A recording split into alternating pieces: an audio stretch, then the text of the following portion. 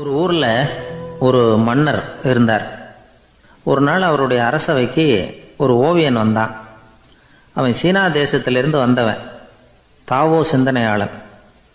அவன் அங்கே வந்து மன்னர் முன்னாடி நிற்கிறான். யாரும் செய்ய முடியாத ஒரு காரியத்தை என்னால் செய்ய முடியும்னா. இவன் இப்படி சொன்னதை கேட்டதும் ஏற்கனவே அங்கே இருந்த அரசவை ஓவியன் ஒருத்தனுக்கு கோபம் வந்துட்டுது. இதோ பாரு, இப்படிலாம் பேசக்கூடாது, நான் வேணும்னா உன்னுடைய சவாலை ஏற்றுக்கிறேன் அப்படின்னா. நாம் 2 பேரும் ஓவியம் தீட்டுவோம், அதை பார்த்துட்டு நம்ம 2 பேரில் யார் சிறந்த ஓவியன் அப்படிங்கிறத மன்னரே தீர்மானம் செய்யட்டும், என்ன சொல்கிற அப்படின்னு கேட்டான். அவனும் சரின்னு ஒத்துக்கிட்டான். போட்டி ஆரம்பமாச்சு. அரசர் அவங்களுக்கு 2 சுவர்களை ஒதுக்கி கொடுத்தார். 6 மாத காலம் அவகாசம் கொடுத்தார். 2 ஓவியர்களும் அவங்கவுங்க வேலையை ஆரம்பித்தாங்க. இரவு பகலாக வேலை செய்ய ஆரம்பிச்சுட்டாங்க. 6 மாதம் முடிஞ்சது. அரசர் வந்து பார்த்தார். முதல்ல தன்னுடைய அரசவை ஓவியர் தீட்டியிருந்த ஓவியத்தை பார்த்தார். ரொம்ப பிரமாதமாக இருந்தது, பாராட்டினார். இதோ பாரு, உன்னுடைய ஓவியம் அற்புதமாக இருக்குது, உயிரோட்டம் உள்ளதாக இருக்குது, கலையின் உச்சமே இதுதான், இதை விட சிறந்த ஒரு ஓவியத்தை வேற யாராலையும் படைக்க முடியாது அப்படின்னார். அதுக்கப்புறம் அந்த சீன ஓவியன்கிட்ட போனார். எங்கே உன்னுடைய ஓவியம்னு கேட்டார். திரைச்சீலையை விலக்கி விட்டு பாருங்கன்னா. மன்னர் வந்து அந்த திரைச்சீலையை விளக்குனார். உள்ளே வந்து ஓவியம் இருக்க வேண்டிய இடம் கண்ணாடி மாதிரி தெரிஞ்சுது. அவன் அந்த 6 மாத காலமாக அந்த சுவரை வந்து தேய்ச்சி தேய்ச்சி கண்ணாடி மாதிரி ஆக்கி வச்சிருக்கிறான். அதுக்கு நேராக எதிர் சுவரில் அரசவை ஓவியம் தீட்டின ஓவியம் இருக்குது. அது எதிரில் இருந்த இந்த கண்ணாடியில் பட்டு பிரதிபலிக்குது. மன்னர் யோசனை பண்ண ஆரம்பித்தார். அப்புறம் அந்த சீன ஓவியனை பார்த்து கேட்டார். இதை பாரு, நீ என்னுடைய ஆளை வந்து தோற்கடிச்சுட்ட அப்படிங்கிறதுல சந்தேகம் இல்லை, ஆனாலும் எங்களை ஏமாத்தி இருக்கிற, எந்த ஓவியமும் நீ வரையிலையே அப்படின்னார். அரசே, இதுதான் உண்மையான ஓவியம், உயிருள்ள ஓவியம். இது வந்து மனோபாவங்களை பிரதிபலிக்கும், மாறுகின்ற காலங்களை அப்படியே காட்டும் அப்படின்னா அந்த சீன ஓவியன். கையால் வரைகிற ஓவியங்களில் சலனம் இல்லை, கண்ணாடி அப்படி கிடையாது, சக்தியின் ஓட்டம் அதில் எப்பவும் இருந்துக்கிட்டே இருக்கும், கண்ணாடி மட்டுமே ஜீவன் உள்ள ஓவியமாக இருக்க முடியுங்கிறத அந்த சீன ஓவியன் தெரிஞ்சு வச்சிருந்தான். ஏன்னா அவன் ஒரு தாவோ சிந்தனையாளன். ஒவ்வொரு குழந்தையும் இந்த கண்ணாடியோடு தான் பிறக்குது. ஆனால் நாம் என்ன செய்கிறோம்னா ஓவியங்களை கண்ணாடி மீது பதிப்பிச்சு விடுறோம். கண்ணாடி நம்மளை பிரதிபலிக்குது. நம்முடைய அழகோ அவலட்சணமோ கண்ணாடியை பாதிக்கிறது இல்லை. ஏன்னா அதுக்கு மனம் கிடையாது. கடந்து போன வினாடியை பற்றி அது சிந்திக்கிறது இல்லை. அடுத்த கணத்தை பற்றின எதிர்பார்ப்பும் அதுகிட்ட கிடையாது. அதுதான் பற்றற்ற நிலை. மனிதனுக்கு தேவைப்படுறது அதுதான். கண்ணாடிக்கிட்ட இருந்து நாம் வந்து கற்றுக்கொள்ள வேண்டிய பாடம் இது. வாழ்க்கையில் வந்து மனிதர்களை நேசிக்கலாம், உலகின் அழகையெல்லாம் பிரதிபலிக்கலாம், ஆனால் எதையும் பற்றி கொண்டு விடக்கூடாது அப்படிங்கிறது பெரியவர்கள் அறிவுரை. துயரம்ங்கிறது பற்றுக்களின் சாயை. கண்ணாடி முன்னாடி நிற்கிறப்போவெல்லாம் நமக்கு இந்த ஞாபகம் வரணுமா. ஒரு குடும்ப தலைவர் ஒரு நாள் காலையில் விடிஞ்சு எழுந்திரிச்சதும் சத்தம் போட்டார். யார் இந்த கருங்குரங்கு படத்தை என் ரூமில் கொண்டாந்து மாட்டி வச்சது அப்படின்னு கத்தினார். சமையல் கட்டிலிருந்து மனைவி பதில் சொன்னாங்க. தூக்க கலக்கத்தில் உளராதிங்க, நல்லா பாருங்க, அது படம் கிடையாது, முகம் பார்க்குற கண்ணாடி அப்படின்னாங்க. ஒரு அம்மா சொல்லுது, அதாவது கணவன் மனைவியாக இருந்துட்டு அப்புறம் விவாகரத்து வாங்கிட்டு அதுக்கப்புறம் அந்த அம்மா பேசுகிறத நேற்று தொலைக்காட்சியில் போட்டாங்க. அது என்ன சொல்லுதுன்னா, நாங்கள் வந்து கணவனும் மனைவியாக இருக்கிறப்போ எங்களுக்குள்ளே சண்டை வந்துக்கிட்டு இருந்தது, இப்போ விவாகரத்து வாங்கிட்டு இப்போ நண்பர்களாக இருக்கிறோம், இப்போ வந்து சண்டையே வர்றதில்லை எங்களுக்குள்ளே. அப்படி பாருங்கள், கணவன் மனைவியாக இருந்தப்போ சண்டை வந்து தான், விவாகரத்து வாங்கினது மறுபடியும் நாங்கள் நல்லபடியாக தான் இருக்கிறோம், ஒன்றும் எங்களுக்கு சண்டை வரல. அப்படி இருக்குது இப்போ காலம் போய்கிட்டு இருக்கு. நேற்று அப்படி ஒரு இது என் கூட வேலை பார்க்குறப்போ ஒரு அம்மா இருந்தாங்க. அவங்க எப்போதும் அவங்க வீட்டுக்காரர் படத்தையே வச்சுருப்பாங்க, கையில் பத்திரமா வச்சுருப்பாங்க. அவ்வளவு மரியாதை மதிப்புன்னு சொல்லி நாங்கள்லாம் அவங்கள பெருசாக நினைப்போம். இது எதுக்குமா அவங்க வீட்டுக்காரர் படத்தை பத்திரமா இல்லை கையிலேயே வச்சுருக்கீங்களே, ஆஃபீஸுக்கெல்லாம் எடுத்துகிட்டு வந்து வச்சு அடிக்கடி எடுத்து பார்த்துக்குவாங்க. அவ்வளவு பிரியமாக அவங்க வீட்டுக்காரர் இல்லை. ஆமாம், எனக்கு வந்து ஏதாவது பிரச்சனை வந்துவிடுதுன்னா உடனே எங்கள் வீட்டுக்காரர் படத்தை எடுத்து பார்ப்பேன். பரவாயில்லையே, இப்படி ஒரு இதாக. ஆமாம், இதை பார்த்துட்டு நினச்சிக்குவேன், இதை விட பிரச்சனை வேறு என்ன இருந்துட போகுது உலகத்தில் அப்படின்னு நினச்சிக்குவேன். உடனே எனக்கு எல்லாம் போயிடும் அப்படின்ட்டு தான். அப்படி ஒரு அம்மா இருந்தாங்க, இப்போவும் இருக்காங்க, வேலை பார்த்துக்கிட்டு இருக்காங்க. அப்படிலாம் நீங்கள் இருக்கிற தாய்மார்கள் பெண்கள் யாராவது அப்படி கூட பண்ணலாம். எப்போதுமே உங்கள் வீட்டுக்காரர் படத்தை கையில் வச்சுக்கோங்க. அது ஒரு யோசனை, குடும்பம் குதூகலமாக இருக்கிறதுக்கு அது ஒரு யோசனை. அதே மாதிரி இவங்களும் அவங்க படத்தை வச்சுக்கலாம், வச்சுக்கிட்டு பிரச்சனை வரும்பொழுது பார்த்துக்கணும், இதை விட நமக்கு என்ன வந்துட போகுது பெருசாக அப்படின்னு. அப்படி தான் இருக்கணும். குடும்பம் வந்து நல்லபடியாக இருக்கணும்னா அதுக்கு இப்போ சொல்லுவாங்க, கடவுளே வந்து ஒரு வீட்டு கணவன் வீட்டு தலைவர் கனவுல வந்தாராம். கடவுள் வந்து இது மாதிரி உன்னை விட்டுட்டு உங்கள் குடும்பத்தை உன்னையெல்லாம் விட்டுட்டு போக போகிறேன்னா, அதனால் ஏதாவது வரம் வேணும்னா கேட்டு போய் வாங்கிக்கோ அப்படின்னு கடவுள் சொன்னாராம் இந்த குடும்ப தலைவர்கிட்ட. அவருக்கு என்ன கேட்குறதுன்னு புரியல. கடவுள் வந்து விட்டுட்டு போகிறேங்கிறாரு, ஏதாவது வரம் கேட்டுக்கோ அப்படின்னு. நம்ம என்ன பண்ணுறது, என்ன கேட்குறதுன்னு ஒன்றும் புரியல, குழம்பிக்கிட்டு இருந்தான் அந்த ஆள் கனவுல. இப்போ கடவுள் சொன்னாராம், சரி நீ ரொம்ப குழப்பமாக இருக்க, நாளைக்கு மறுபடியும் உன் கனவுல வரேன், அதுக்குள்ளே நீ முடிவு பண்ணி வை, உனக்கு என்ன வரம் வேணுமோ கேட்டு வாங்கிக்கோ, உனக்கு வரம் கொடுத்துட்டு நான் போயிடுறேன், உன்னை விட்டுட்டு போகிறதா நான் முடிவு பண்ணிட்டேன் அப்படின்ட்டுருக்காரு கடவுள். சரி ஒரு நாள் அவகாசம் கொடுங்க, நாளைக்கு நான் அதுக்குள்ளே முடிவு பண்ணி வைக்கிறேன்ட்டு அவர் வந்தார். மறுநாள் முழிச்சுக்கிட்டு மனைவி மகன் மக்கள் எல்லோரையும் கூப்பிட்டார், குடும்பத்தில் எல்லாரையும். இப்படி வாங்க, இது மாதிரி நேற்று கனவுல வந்தார் கடவுள், நம்மளை விட்டுட்டு போக போகிறாராம், என்ன வரம் வேணும்னு கேட்டு வாங்கிங்கோ அப்படின்னு போய் சொல்லிட்டார். என்ன கேட்குறதுன்னா அப்படின்னு அந்த கணவன் கேட்குறான். இந்த மனைவி சொல்கிறாங்க, என் உடம்பு பூரா நகையாக இருக்கணும் அப்படின்னு கேளு அப்படின்ட்டுருக்கு. அதுக்குள்ளே அந்த ஒரு பொண்ணு ஓடி வந்து, அப்படிலாம் கேட்காதப்பா கடவுள்கிட்ட, இப்போ இருக்கிற சொத்து எவ்வளோ இருக்கோ அதுபோல் இன்னொரு பங்கு வேணும்னு கேளு அப்படின்னு. அந்த பையன் வந்து அவன் வேறு சொன்னான், அவன் அது நமக்கு வந்து இது போல் ஒரு 10 பங்காவது வேணும், 2 பங்களா கார் வேணும் அப்படின்னு அவன் ஒரு லிஸ்ட்டை கொடுத்தான். இவர் என்ன கேட்குறதுன்னு முடிவு பண்ணுறதுக்குள்ள அங்கே வேலை செய்கிற அம்மா, ஒரு வயசான அம்மா வந்திருக்கு, வேலை செய்கிற அம்மா. அது வந்து சொல்லித்தான் இவர்கிட்ட, தப்பாரு கடவுள்கிட்ட அப்படிலாம் கேட்காதப்பா, நாளைக்கு வரும்பொழுது என்ன வர வேணும்னா எங்கள் குடும்பத்தில் எல்லாரும் அன்பாக இருக்கணும் பாசமாக இருக்கணும்னு கேட்டு வாங்கிக்கோ வரத்தை, அன்பு பாசம் குடும்பத்தில் எப்போதும் நிலவணும்னு கேட்டு வாங்கிக்கோ, வேற எல்லாம் நம்ம பார்த்துக்கலான்னு இந்த பெரியம்மா சொல்லித்தான். மறுநாள் அதே மாதிரி படுத்து தூங்கினார். கடவுள் கனவுல வந்தார். வந்து கேட்கும்பொழுது இவர் சொன்னாராம், ஐயா எனக்கு வந்து எங்கள் குடும்பத்தில் நாங்கள் கணவன் மனைவி புள்ள குட்டி எல்லாம் பாசமாக இருக்கணும் அன்பாக இருக்கணும், இதுதான் எங்களுக்கு வர வேணும் அப்படின்னு கேட்டாராம். இவர் கேட்டதும் கடவுள் வந்து தலையை சொரிய ஆரம்பிச்சிட்டாராம். ஏன் என்ன யோசிக்கிறீங்கன்னு கேட்டிருக்காரு. நீங்கள் அன்பாக பிரியமாக இருந்தீங்கன்னா அப்புறம் ஏன் நான் உங்களை விட்டுட்டு போக போகிறேன், நான் ஏற்கனவே இல்லைங்கிறதுனால தான் உங்களை விட்டு போகலாம்னு முடிவு பண்ணியிருந்தேன். இப்போ நீங்கள் ஏற்கனவே பாசமாக இருந்தீங்கன்னா நான் இனிமேல் போக மாட்டேன், அதனால் ஏன் முடிவும் மாற்றிக்க வேண்டியது தான், உங்கள் கூட தான் இருக்க போகிறேன்னாராம். இப்படி ஒரு கதை சொல்லுவாங்க. அதனால் ஒரு குடும்பத்தில் அந்தந்த உறவு முறைகள் சரியாக இருக்கிற வரைக்கும் எல்லாம் நல்லாயிருக்கும். அங்கே தான் இறைவன் வாழும் இல்லம்ங்கிறாங்களே, அதுதான் அது. அதில் அந்த குடும்ப தலைவருங்கிறவர் கணவன் அப்படிங்கிறதுனால அவருக்கு தான் பொறுப்பு. அவருக்கு நிறைய சகிப்புத்தன்மை வேணும், கோபம் வரக்கூடாது, யார் என்ன சொன்னாலும் போகணும். சில கணவன்மார்கள் வந்து எது சொன்னாலும் மனைவி வந்து தட்டுறதில்லை, அங்கே போனால் போவாங்க, எதுக்கு போக சொல்கிறேன்னு கேட்குறதில்ல, போகிறது, இங்கே வான்னா வர்றது. திருவள்ளுவர் மனைவி இருந்தாருன்னு சொல்கிறாங்கல்ல, அது மாதிரி. அது எப்படின்னா ஒருத்தர் சொன்னார், அது அப்படி இல்லை, அதுக்கு ஒரு கதை சொன்னார். ஹிட்லர் வந்து வந்தாராம் ஒரு தடவை, ஒரு பெரிய கப்பல் மேலே, கப்பலுடைய மேல் தளத்தில் ஹிட்லர் வந்துக்கிட்டு இருக்கார். ஒரு இங்கிலீஷ் கேப்டன் எதிரில் நிற்கிறான். அவனுக்கு பெரிய ஆச்சரியம், இந்த ஆள் எப்படி இப்படி ஒரு தனி மனிதனாக இருந்துக்கிட்டு உலகத்தையே இப்படி இந்த பாடுபடுத்துகிறார் அப்படின்னு சொல்லி, உன்னுடைய வெற்றிக்கு என்ன காரணம்னு கேட்டாராம் அந்த இங்கிலீஷ் கேப்டன். இப்போ ஹிட்லர் சொன்னாராம், என்னுடைய வெற்றிக்கு காரணம் என்கிட்ட வேலை செய்கிற ஊழியர்கள், நான் கிழிச்ச கோட்டை தாண்ட மாட்டாங்க, நான் என்ன சொல்கிறேனோ அதை உடனே செய்வாங்க, ஏன் எதுக்குன்னு எதிர்த்து பேச மாட்டாங்க, அதுதான் என்னுடைய வெற்றிக்கு காரணம் அப்படின்னு சொல்லி அதை நிரூபித்து காட்டுறேன் பார் அப்படின்னு சொல்லி கையை தட்டினாராம் ஹிட்லர். உடனே ஒரு சிப்பாய் எங்கேருந்து வந்து லெஃப்ட் ரைட் போட்டு வந்து சல்யூட் பண்ணி நின்னான். உடனே ஹிட்லர் சொன்னார், நீ அப்படியே இந்த கப்பல் மேல் தளத்துலேருந்து அப்படி கடலில் விழுந்து செத்து போடா அப்படின்னு பொத்துன்னு குதிச்சுட்டான். எதுக்கு சொல்கிறேன் என்ன இதில், உடனே குதிச்சு செத்து போட்டான். இவருக்கு பெரிய ஆச்சரியம் கேப்டனுக்கு.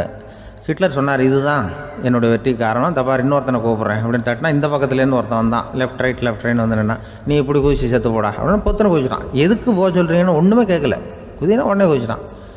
அப்போ ஹிட்லர் சொன்னார், இதே மாதிரி என்னுடைய ஒவ்வொரு ஊழியர்களும் இருக்கிறாங்க, நானும் ஊழியர்களை இழக்கிறதுக்கு தயாராக இல்லை, தப்பார் தயாராக இருப்பேன் எப்போதும், தப்பார் இன்னொருத்தரன் தட்டுறேன்னு இன்னொருத்தர் வந்தார். எதிர்த்தாவிலேருந்து ஒருத்தன் லெஃப்ட் ரைட் சல்யூட் அடித்தான். நீயும் குதிச்சு செத்து போடான்ருக்கார் ஹிட்லர். இவனால் பொறுக்க முடியல, இந்த இங்கிலீஷ் கேப்டன் அனாவசியமாக ஒவ்வொருத்தனாக குதிச்சுட்றானேன்னு சொல்லி ஓடி போய் அவனை குதிச்சிட்டான். குதிக்கிறதுக்கு முன்னாடி பிடிச்சி தனியாக எழுத்துட்டு போட்டான்.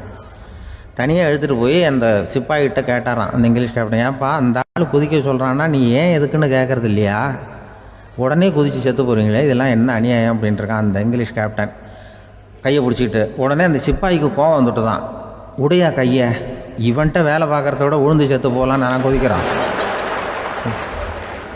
நீ என்ன அனாவசியமாக எதுக்கியா இருக்க சொல்கிறேன் அப்படின்னு சொல்லி குதிச்சுட்டானா. அதனால் இந்த உடனே சொல்கிறத செய்கிறாங்க பாருங்கள், அவங்கள நம்பக்கூடாது. கணவன்மார்களுக்கு ஒரு எச்சரிக்கை.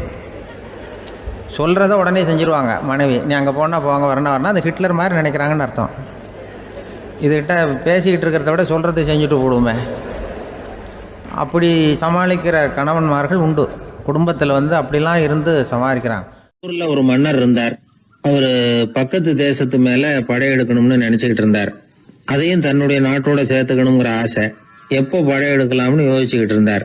இப்படி யோசிச்சுக்கிட்டு இருந்த சமயத்தில் ஒரு பெரியவர் அவரை தேடிட்டு வந்தார். அவர் அடிக்கடி வருவார், அவர்கிட்ட பேசிக்கிட்டு இருப்பார். இப்போ அப்படித்தான் வந்தார். என்ன மன்னா யோசனைன்னாரு. இவர் தன்னுடைய யோசனையை சொன்னார். இந்த சமயத்துல மன்னருக்கு தாகம் எடுத்தது, தண்ணி குடிக்கணும் போல இருந்தது. உடனே அங்க இருந்த ஒரு அரண்மனை பணியாளரை கூப்பிட்டார். போய் கொஞ்சம் தண்ணி கொண்டு வாப்பா அப்படின்னார். அந்த பணியாளர் போனார், ஒரு கோலையில தண்ணி கொண்டு வந்தார். ராஜா கிட்ட நீட்டினார்.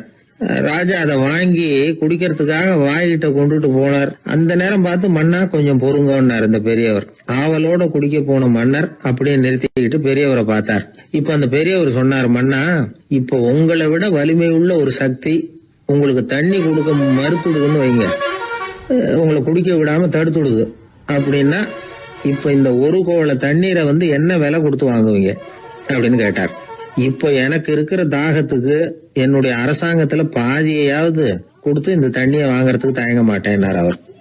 சரி, இப்ப அந்த தண்ணியை குடிங்கன்னார் பெரியவர். மன்னர் ஆவலோட அந்த தண்ணியை குடிச்சு முடிச்சார். அதுக்கப்புறம் கொஞ்ச நேரம் தன்னுடைய படையெடுப்பு பத்தி சொல்லிட்டு இருந்தார்.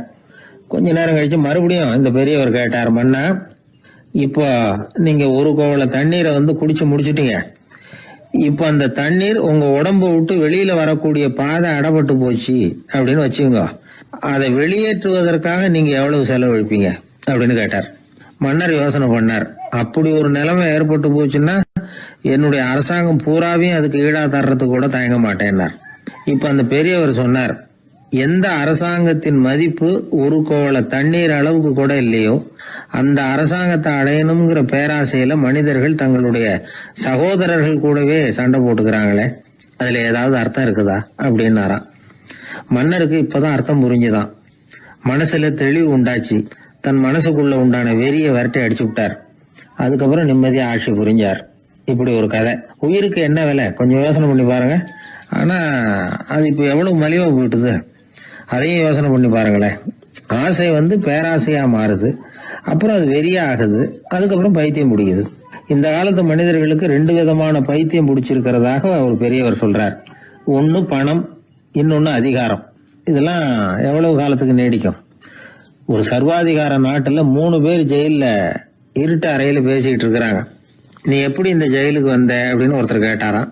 இந்த நாட்டு ராஜாவை ஆதரிச்சு நான் பிரச்சாரம் பண்ணினேன், அதனால கூட்டத்துல தகராறு வந்துட்டுது, கலவரமா போச்சு, அதுக்கு நான் தான் காரணம்னு அரெஸ்ட் பண்ணி இங்க கொண்டாந்து போட்டாங்க அப்படின்னாராம் அவரு. சரி, நீ எப்படி இங்க வந்த அப்படின்னு இன்னொருத்தரை பார்த்து கேட்டிருக்காரு. நான் இந்த நாட்டு ராஜாவை எதிர்த்து பிரச்சாரம் பண்ணேன், அதனால கலவரம், அரெஸ்ட் பண்ணி கொண்டாந்து போட்டாங்கன்னார். சரிப்பா, நீ எப்படி அங்க வந்த அப்படின்னு 3வது ஆளை பார்த்து இவங்க கேட்டாங்களாம். இதுக்கு அந்த ஆள் மெதுவா வெளிச்சத்துக்கு நான் தான் இந்த நாட்டு ராஜா அப்படின்னா. எனக்கு தெரிஞ்ச ஒருத்தர் இருக்கார். அவரு ஒரு பெரிய காவல்துறை அதிகாரி, ரொம்ப கண்டிப்பானவர். அவரை கண்டாவே எல்லாரும் பயப்படுவாங்க. அப்படிப்பட்டவர் வீட்டுக்கு போனா அப்படியே அடியோட மாறிடுவார். அங்க போய் பாத்தீங்கன்னா குழந்தைகளோட குழந்தையா அவர் விளையாடிட்டு இருப்பார். அலுவலக சமயத்துல பாத்தீங்கன்னா குதிரை முதுகுல அவர் உட்காந்துருப்பார். வீட்டுல பாத்தீங்கன்னா அவர் முதுகுல குழந்தை உட்காந்துருக்கும். அவரு குதிரை மாதிரி போயிட்டு இருப்பார். இது எப்படிங்க முடியுது உங்களால அப்படின்னு கேட்டாங்க. அது ஒண்ணுமில்ல, இங்க வீட்டுக்கு வந்த உடனே என்னோட மனசை தனியா எடுத்து வச்சிருவேன் அப்படின்னார். அது என்னங்க உங்க சட்டப்பயிலியா இருக்குது மனசு, அது தனியா எடுத்து வைக்கிறதுக்கு அப்படின்னு கேட்டாங்க. அப்படி இல்லைங்க, இது ஒரு பயிற்சி, மனப்பயிற்சி, அவ்வளவுதான் அப்படின்னார். இப்படி சமயம் பார்த்து மனசை தனியா வச்சுவிட தெரிஞ்சவங்க வாழ்க்கையில எப்பவும் உற்சாகமா இருப்பாங்க அப்படிங்கிறது பெரியவங்க கருத்து. ஒரு டாக்டர் ஆஸ்பத்திரியில் இருக்கிற வரைக்கும் டாக்டரா இருக்கலாம், அவர் மனைவிகிட்டையும் அவர் டாக்டரா இருக்க வேண்டிய அவசியம் இல்லை. ஒரு வக்கீல் கோர்ட்ல இருக்கிற வரைக்கும் வக்கீலா இருக்கலாம், வீட்டுக்கு வந்ததுக்கு அப்புறமும் வக்கீலா இருக்க வேண்டிய அவசியம் கிடையாது. வீட்டில் குழந்தைகள்கிட்ட விளையாடும் பொழுதும் அதுகள்கிட்ட ஃபீஸு கேட்டுக்கிட்டு இருக்கக்கூடாது. நாம எப்படி இருக்கணும்னு பெரியவங்க சொல்றாங்கன்னா, மனசோட சேரக்கூடாதான், அப்படி சேராம வாழ்க்கையை கவனிக்கணுமா. மனசை அப்படியே தனியாக எடுத்து பக்கத்தில் வச்சுடணும். அப்படின்னா அதை அப்படியே தூக்கி எறிஞ்சுடு அப்படின்னு அர்த்தம் இல்லை. ஏன்னா மனசுங்கிறது நமக்கு உபயோகப்படக்கூடிய ஒன்று தான். எப்போ எப்போ அது தேவையோ அப்பப்போ எடுத்து உபயோகப்படுத்திக்கணும். தேவைப்படுறப்போ எடுத்து கண்ணாடியை மாட்டிக்கிறோம்ல, படிக்கும் பொழுது கண்ணாடி தேவைப்படுது எடுத்து மாட்டிக்கிறோம் இல்லையா, அது மாதிரி கணக்கு போடுறதுக்கு மனசு தேவை. கடைக்கு போய் ஒரு பொருள் வாங்குகிறோம், காசு கொடுக்குறோம், மீதி சில்லறை சரியாக இருக்கா அப்படின்னு எண்ணி பார்த்து வாங்க வேண்டியிருக்கு. அந்த சமயத்தில் மனசை எடுத்து தனியாக வச்சுட்டேன் அப்படின்னு சொல்லிகிட்டு இருக்கக்கூடாது. பரீட்சைக்கு படிக்க வேண்டியிருக்குது, படித்ததையெல்லாம் அப்படியே நினைவில் வச்சுக்க வேண்டியிருக்கு. அந்த சமயத்தில் மனசை தூக்கி எறிஞ்சுட்டேன் சார் அப்படின்னு சொல்லிகிட்டு இருக்கக்கூடாது. அப்படி சொன்னால் பரீட்சை நம்மளை தூக்கி எறிஞ்சிடும். அதனால் தேவைப்படுறப்போ மனசை உபயோகப்படுத்தணும், தேவையில்லாதப்போ அதை தனியாக ஓய்வு எடுத்துக்க விட்டுடணும். இப்படி நாம் பழக்கப்படுத்திக்கிட்டா வாழ்க்கைங்கிறது நமக்கு புதுசாக தெரியுமா. மனசுக்கும் ஒரு சக்தி கிடைக்கும். எந்திரங்களுக்கு ஓய்வு கொடுக்குற மாதிரி மனசுக்கும் ஓய்வு கொடுக்கணும், இல்லைன்னா அது களைச்சி போயிடும். குழந்தைகள் மனசை சுமந்துக்கிட்டு இருக்கிறது இல்லை. இது முதியவர்கள் குழந்தைகள்கிட்ட இருந்து கற்றுக்க வேண்டிய ஒரு பாடம். ஆனாலும் இந்த கால குழந்தைகள்கிட்ட ரொம்ப எச்சரிக்கையாக இருக்க வேண்டியிருக்கு. ஒரு தாத்தாவும் பேரனும் விளையாடிக்கிட்டு இருக்கிறாங்க. தாத்தா எனக்கு சைக்கிள் ஓட்ட கற்று விடு அப்படிங்கிறான் பேரன். சைக்கிள் உயரம் கூட இல்லை, அதுக்குள்ளே சைக்கிள் ஓட்டணுமா அப்படின்னார் தாத்தா. ஏன் தாத்தா, ரயில் ஓட்டுறாரு, அவர் என்ன ரயில் நீளமாக இருக்கார் அப்படின்னு கேட்டானா அந்த பையன். அந்த ஆளுக்கு பேச தெரியாது, அவர்கிட்ட கொஞ்சம் எச்சரிக்கையாக நடந்துக்கோ அப்படின்னு சொல்கிறது உண்டு. அப்படின்னா என்ன அர்த்தம்? அவர் இன்னமும் குழந்தையாகவே இருக்கிறாரு, இன்னும் பேச்சு வரலன்னு அர்த்தம்? அப்படி இல்லை, அவருக்கு நாகரிகமாக பேச தெரியலன்னு அர்த்தம். பேசுறதுங்கிறது மனுஷனால் மட்டுமே முடியக்கூடிய ஒரு காரியம். அப்படி இருந்தும் அதோட பெருமையை அவன் இன்னமும் சரியாக புரிஞ்சிக்கலன்னு தான் சொல்லணும். அதனால தான் அவன் அளவுக்கு அதிகமாக வார்த்தைகளை கொட்டி விடுறான். அதுக்கப்புறம் அதையெல்லாம் திருப்பி அள்ள முடியாமல் கிடந்து கஷ்டப்படுறான். கொட்டின வார்த்தையை அள்ள முடியுமா? ஒருத்தரை இன்னைக்கு பார்த்து முட்டாள்னு திட்டி விடுறீங்க, நாளைக்கு மறுபடியும் அவர்கிட்ட போய் நேற்றுக்கு உன்னை முட்டாள்னு சொல்லிவிட்டேன், அந்த வார்த்தையை திருப்பி கொடு வாங்கிட்டு போயிடுறேன் அப்படின்னு நான் சொல்ல முடியும்? அவன் கோபக்காரனாக இருந்தால் நேற்றுக்கே அதை வேறு விதமாக உங்களுக்கு திருப்பி கொடுத்துருப்பான். உலகத்தில் எவ்வளவோ ஜீவராசிகள் இருக்குது, அதுக்கெல்லாம் வாய் இருக்குது. அந்த வாயெல்லாம் எதுக்கு உபயோகம்? சாப்பிட்றதுக்காக. ஆனால் நமக்கு இருக்கிற வாய் சாப்பிட்றதுக்காக மட்டும் இல்லை, பேசுறதுக்காகவும் தான். பேச முடியலன்னா வாய் இருந்தால் கூட அது வாயில்லா ஜீவன் தான். ஒரு பையனை பார்த்து அது வாய் உள்ள புள்ள பொழைச்சிக்கும் அப்படின்னா மற்ற பையன்களுக்கெல்லாம் முகத்தில் வாயே இல்லைன்னு அர்த்தம்? அப்படி இல்லை, அந்த பையன் கொஞ்சம் கெட்டிக்காரத்தனமாக பேசுவான்னு அர்த்தம். அதனால் எப்படி பேசணும் அப்படிங்கிறத நாம் முக்கியமாக தெரிஞ்சுக்கணும். இதுக்கு 8 விதமான குறிப்புகளை நம்ம பெரியவங்க சொல்லியிருக்கிறாங்க. பேச்சுக்கு 8 அங்கங்கள் உண்டு அப்படின்னு அவங்க சொல்கிறாங்க. அதெல்லாம் என்னென்ன அப்படின்னா, உண்மை, நன்மை, அன்பு, நிதானம், இனிமை, ஆழம், சமயமறிதல், சபையறிதல். இந்த 8 தன்மையும் பேச்சில் இருக்கணுமா. இதையே கொஞ்சம் விவரமாக சில பேர் போர்டில் எழுதி வச்சுருப்பாங்க. அதாவது எழுத்துலையாவது அதெல்லாம் இருக்கட்டுமே அப்படின்னு நினச்சி நீங்கள் கூட சில இடங்களில் இதை பார்த்துருக்கலாம். அதாவது உண்மையே பேசுக, நன்மையே பேசுக, அன்பாக பேசுக, நிதானமாக பேசுக, இனிமையாக பேசுக, ஆழமுடையதாக பேசுக, சமயமறிந்து பேசுக, சபையறிந்து பேசுக, இப்படி எழுதி வச்சுருப்பாங்க. இந்த 8 அம்சமும் சரியாக பொருந்தி இருந்தால் தான் அது பேச்சு. மற்றதெல்லாம் பேச்சாகிடாது. பேச்சு ஒரு சிறந்த கலை. எல்லாத்தையும் விட பேசாமல் இருந்தும் பழகணும், அது ரொம்ப முக்கியம். உண்மையே பேசணும். சத்தியத்துக்கு மதிப்பு கொடுக்குறவங்கள தான் சரித்திரம் மதிக்கும். உண்மை பேசினா மட்டும் போதாது, அந்த உண்மையில் நன்மை கலந்துருக்கணும். கொலைகாரனுக்கு பயந்துக்கிட்டு ஒருத்தன் உங்கள் வீட்டுக்குள்ளே ஒளிஞ்சிருக்கிறான். அந்த முரட்டு ஆசாமி கையில் அறிவாளோடு அவன் இங்கே வந்தானான்னு உங்ககிட்ட கேட்குறான்னு வச்சுங்க. உண்மைதான் உயர்வு தரும் அப்படின்னு நினச்சிக்கிட்டு, ஆமாம் உள்ளே தான் இருக்கிறான், அடுப்பங்கரையில் குதிருக்கு பின்னாடி உட்காந்துருக்கிறான், போய் பிடிச்சிட்டு போங்க அப்படின்னு நான் சொல்லுவீங்க? அது நன்மை இல்லாத உண்மை. அதனால் பிரயோஜனம் கிடையாது. அதே மாதிரி உங்கள் பேச்சில் அன்பு இருக்கணும், நிதானம் இருக்கணும், இனிமை இருக்கணும், சிந்தித்து பேசணும். சமயம் அறிந்து பேசுகிறதும் முக்கியம். அதை பற்றி நமக்கு வேறு யாரும் சொல்லிக் கொடுக்க வேண்டியதில்லை. எந்த நேரத்தில் யாருக்கிட்ட எப்படி பேசினா காரியம் நடக்கும் அப்படிங்கிறது நமக்கு நல்லா தெரியும். அது கைவந்த கலை. அவையறிந்து பேசுகிற திறமை பேச்சாளர்களுக்கு ரொம்ப அவசியம். அது இல்லைன்னா நிலைமை பரிதாபமாயிடும். ஒரு பேச்சாளர் ரொம்ப மும்முரமாக பேசிக்கிட்டே இருந்தாராம்.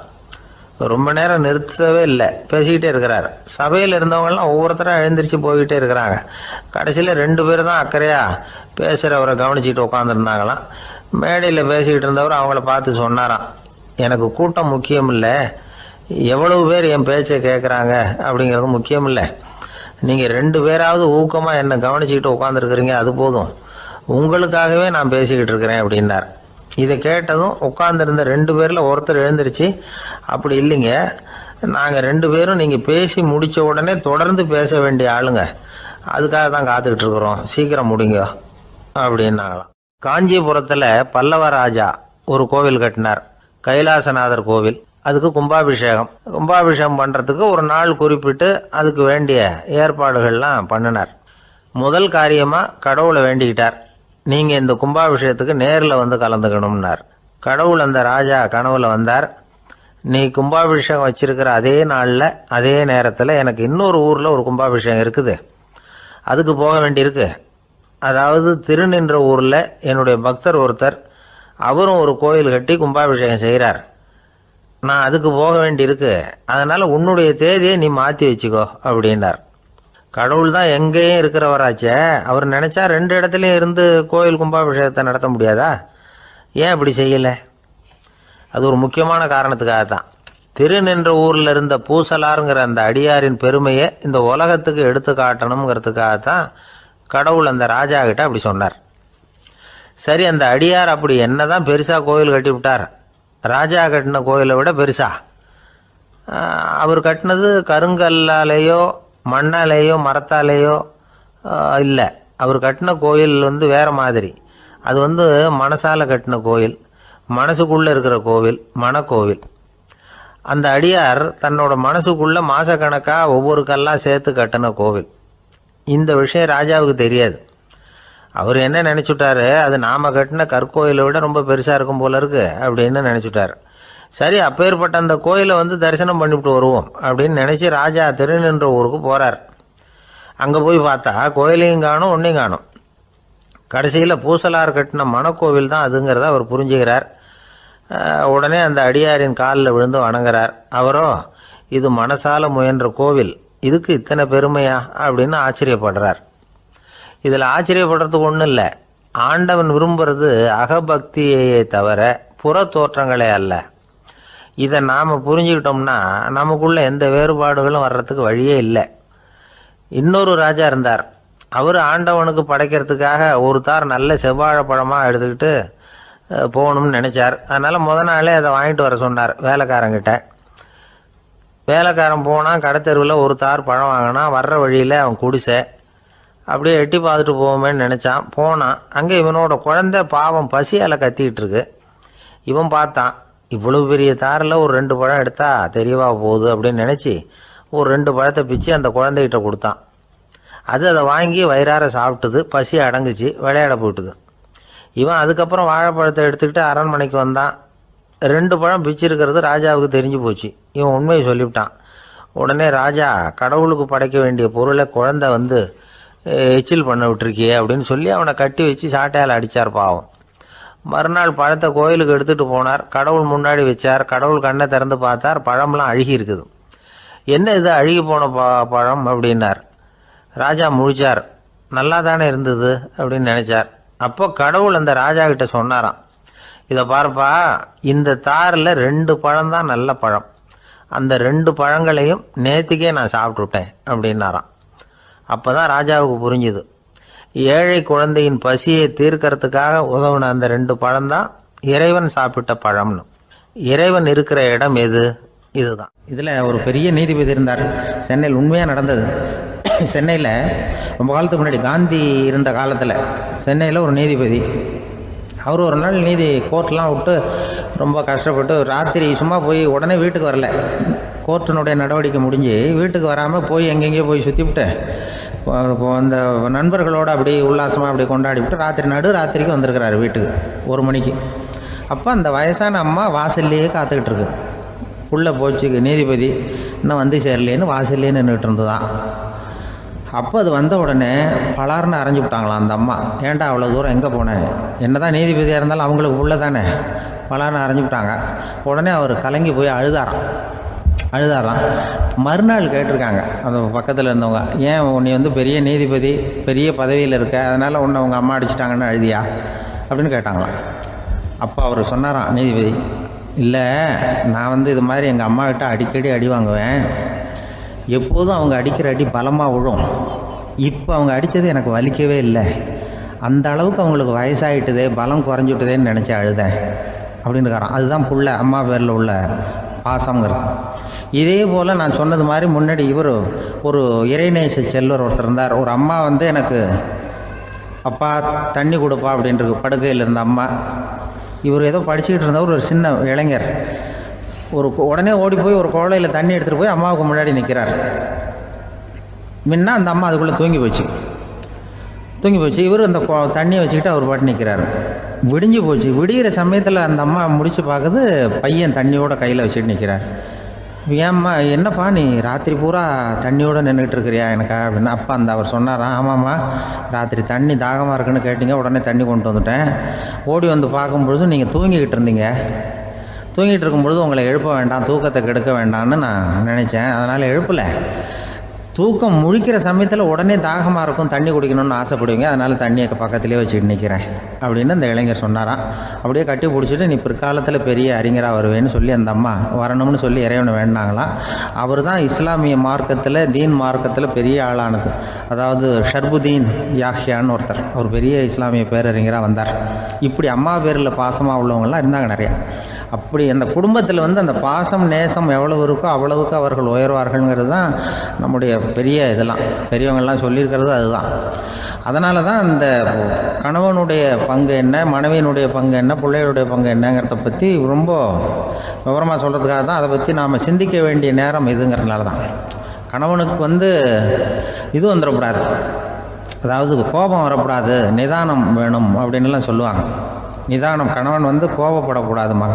அதுக்கு நாங்கள் மனுஷனுக்கு சினம் தவிர்த்தல்னு பயிற்சியெல்லாம் கொடுக்குறாங்க. இப்போது மனுஷன் கோபப்படாமல் இருக்கணும், போகணும் வரணும்னு அதுக்கு சொல்லுவோம் நாங்கள். சும்மா கதை ரூபமாக சொல்கிறது. அங்கே வேதாத்திரி மகரிஷின்னு இருக்கார், அவர் இதில் வந்து சினம் தவிர்த்தல்னு பயிற்சியை கொடுப்பாங்க. குடும்ப தலைவர்கள் பெரியவங்கள்லாம் வந்து அந்த பயிற்சியை எடுத்துக்கணும். என்னை கூப்பிட்டாங்க ஒரு தரம், சினம் தவிர்த்தல்னு ஒரு பயிற்சி கொடுக்குறோம், அதில் நீ வந்து பேசுன்னாங்க. நான் சொன்னேன், நான் பயிற்சிக்கு வேணா வரேன், என்னை பேச வேண்டாம் சார், நான் வந்து பயிற்சி கற்றுக்கிறேன்னு. இல்லை நீ அதெல்லாம் பயிற்சி நாங்கள் கொடுக்குறோம், நீ உனக்கு என்ன தெரியுமோ சொல்லு, மனுஷன் கோவப்படாமல் இருக்கணும், அதுக்கு ஏதாவது வழி சொல்லிட்டு போ அப்படின்னு கூப்பிட்டாங்க. சரின்ட்டு போனேன். போய் அங்கே போய் நான் சொன்னேன், இது மாதிரி எனக்கு தெரிஞ்சது ஒரு கதை மாதிரி சொன்னேன். மீனம்பாக்கம் ஏர்போர்ட், அங்கே ஜப்பானுக்கு போக வேண்டிய ஒரு பிரயாணி லக்கேஜோடு நிற்கிறார் நிறையா. இதை வாங்கி பிளேனில் ஏற்றக்கூடிய ஒரு தொழிலாளி அவர்கிட்ட ஒரு சண்டை போடுறார், அடிக்க போகிறார், திட்டுறாரு, கண்டாமலான்னு திட்டுறார். அவர் இதை ஒருத்தர் பார்த்துக்கிட்டே இருக்கார். அந்த சினம் தவிர்த்தல் பயிற்சி கொடுக்குற பேராசிரியர் ஒருத்தர் பார்த்துக்கிட்டே இருக்கார். இது எப்படி இவன் இந்த ஆள் அவ்வளவு கோபமாக அடிக்க போகிறான், திட்டுறான் அந்த பெரிய மனுஷன், இவர் பதிலுக்கு அவர் திட்டவே இல்லையே. அந்த தொழிலாளி சிரிச்சுக்கிட்டே சரி சார் அப்படின்னுட்டே இருக்கான்.